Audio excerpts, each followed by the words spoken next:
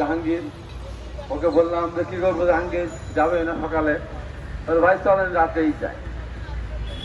তা আমরা ফেরি হয়ে আসলাম। আসার পথে মানিকগঞ্জের চেকপোস্টের সামনে পড়লাম। গাড়ি চেক করছে, নামেন ভাই, পরিচয় দিলাম, পরে নামা লাগলো না। আমার কাছে মনে হয়েছে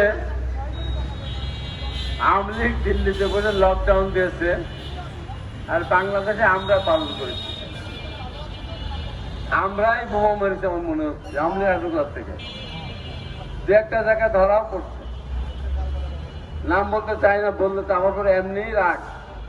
সারা পৃথিবী থেকে যারা যেখানে আছেন প্রতিদিন 7 বার গালি দেয় আমাকে।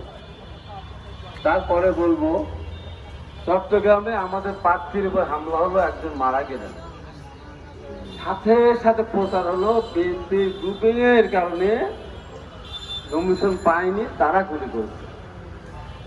পরবর্তী গিয়ে পরবর্তী দেখা গেল না, ওটা শিবিরের গুলি। সত্য না মিথ্যা?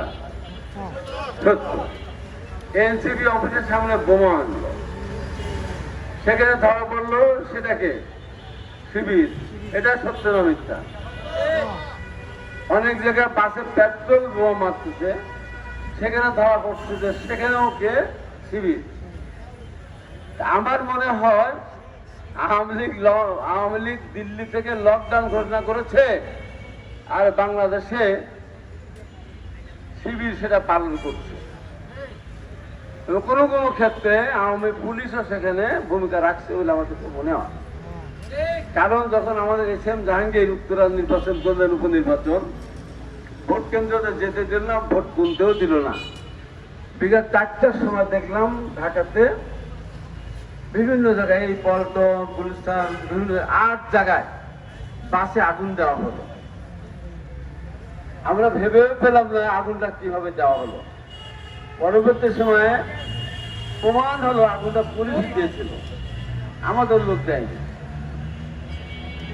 এখন যদি এই খেলা চলে তাহলে দেশটা কোথায় যাবে?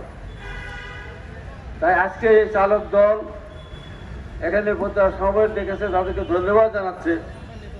যদিও তারা বাস, ট্রাক, টেম্পু চালায়, কিন্তু দেশের